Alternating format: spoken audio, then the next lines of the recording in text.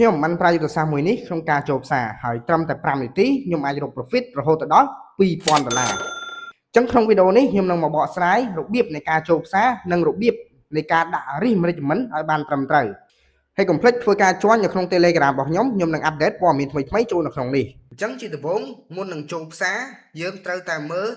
ទៅលើ high time frame សិន high time frame បើតាមខ្ញុំចាប់ផ្ដើមមើល daily មុនអញ្ចឹង daily វាអាចកំណត់តម្លៃថ្ងៃនេះទិញថ្ងៃនេះលក់បានអញ្ចឹងខ្ញុំមើលទៅលើ daily វាបាន sweep ជាមួយនឹង liquidity រួចហើយអញ្ចឹងនេះបាន sweep ហើយអញ្ចឹងយើងអាចទៅមើល low time frame បាន low time frame យើងមើល5នាទីយកហ្មងទៅនេះ5នាទីកន្លែងនេះគឺវាបាន sweep ជាមួយនឹង daily sell side liquidity រួចហើយអញ្ចឹងវាបាន sweep រួចហើយយើងត្រូវតែរកឱកាសបាយកន្លែងនេះកន្លែងឱកាសបាយនេះបាយរបស់យើង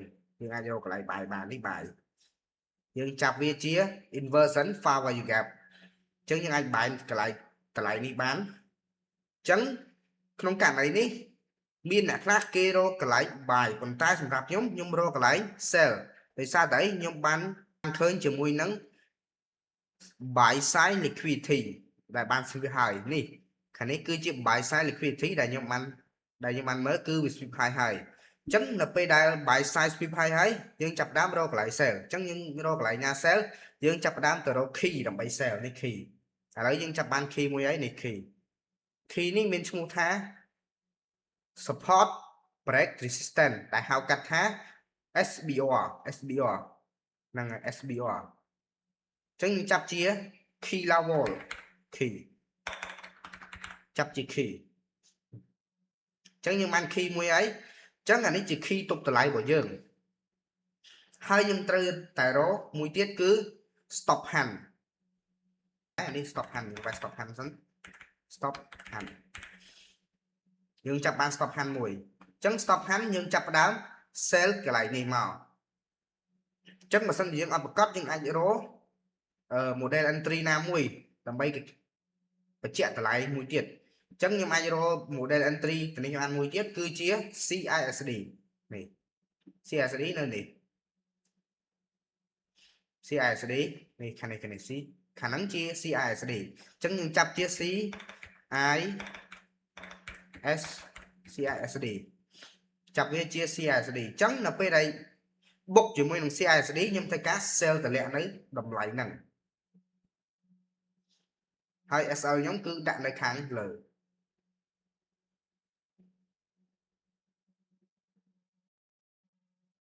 នេះ SL របស់ខ្ញុំគឺដាក់នៅខាងលើនេះខាងលើវិញអញ្ចឹងសួរថា TP ខ្ញុំដល់ណា TP ខ្ញុំគឺដល់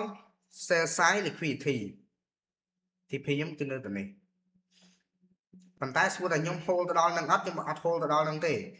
ព្រោះឯងខ្ញុំបានមើលថាកន្លែងនេះជា order block មួយដែរអញ្ចឹងនៅពេលដែលចាក់ order block ប្រាយប្រកាសជាហោះហើយអញ្ចឹងខ្ញុំសុខចិត្តដាក់ TP នៅកន្លែងហ្នឹងវិញ TP របស់ខ្ញុំគឺនៅកន្លែងហ្នឹងវាខ្ទង់ជា20ចូលចាំតិចវាទាំងអស់គឺ24លេខអញ្ចឹង SL យើងតែ4លេខទេកន្លែងនេះអញ្ចឹង model confirm របស់ខ្ញុំគឺមានតែប៉ុណ្្នឹងទេគឺមានដូចជា key level នេះគឺជា support resistance support break resistance ហើយជាមួយនឹង stop hand កន្លែងនេះ CISD model confirm អញ្ចឹងនៅពេលដែលចាក់ model confirm ខ្ញុំចាប់ផ្ដើម sell តម្លាក់អូខេមានតែប៉ុណ្្នឹងទេ